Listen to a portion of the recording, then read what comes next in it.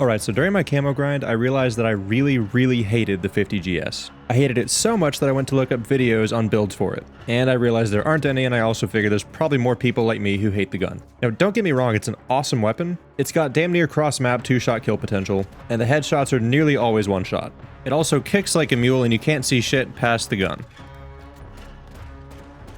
At long ranges, this is especially annoying because you can't really tell what your target's doing, if they're moving, and it's just really frustrating in general. So I figured fine, I'll do it myself and make a video for you guys. So for the laser, we're rocking the FGX DIOD 70. This gives us ADS speed, aiming stability, and sprint to fire speed, and the con is the laser visible in ADS, which is generally fine if you're playing with pubs. For the sight, I'm rocking the Chrono Mini Pro. I find that's the best sight picture out of all the red dots in the game so far. The tune on that side, I have it all the way to aim down sight speed and all the way to far eye position. For the grip, we have the GS50 wood grain.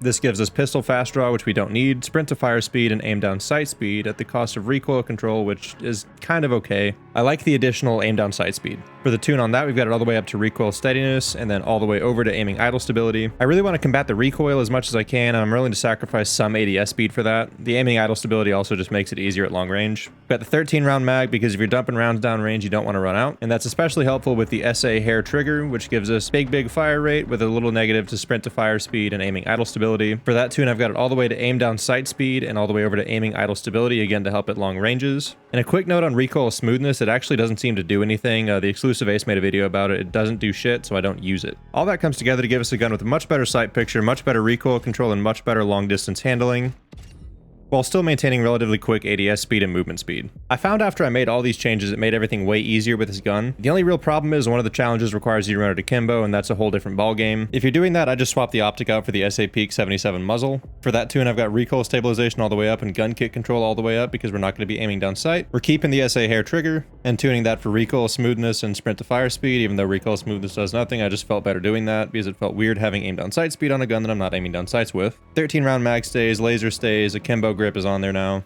It's kind of fun to run around with. It's kind of fun to run around with, but as you can see, the accuracy is not really there. And there's really no good way to put accuracy there, so you're kind of just stuck getting your 40 kills. Use it at shotgun range and hardpoint, it makes it a lot easier. And with all that out of the way, here's some background gameplay to watch if you care about that. Also ignore my name, I didn't want my YouTube being associated with my COD account anymore for obvious reasons. And that's pretty much the best I could come up with. Just note that I don't reverse boost for any of my videos, because I'm trying to show you what the gun will realistically do, not what it's going to do in a cherry-picked lobby that I've cheated to get into. I hope you find this helpful. I know I did. It was pretty much the only way that I could get this gun to feel tolerable. And look, I know there's going to be a lot of people who say it's the best handgun in the game because you can snipe with it, and that's cool. It's just not something that I was very good at. But if you're one of those people, by all means use it. I'm sure you'll like the setup a lot. I know in my last video I said I'm going to try not to do too many build guides and stuff like that because I think it's kind of played out and somebody's probably already got one that's better. But in cases like these where I see a need or I feel like the videos that are already out are a little bit disingenuous, I will go ahead and make a video. I'm also putting some thoughts together for a multiplayer review. I can't guarantee exactly when that's going to be out just because of my work schedule right now, but I'm going to try to get it out within the next few days. So if you want to catch that at any of my future Call of Duty content, make sure to subscribe and hit that notification bell, and I'll see you in the next one. Peace.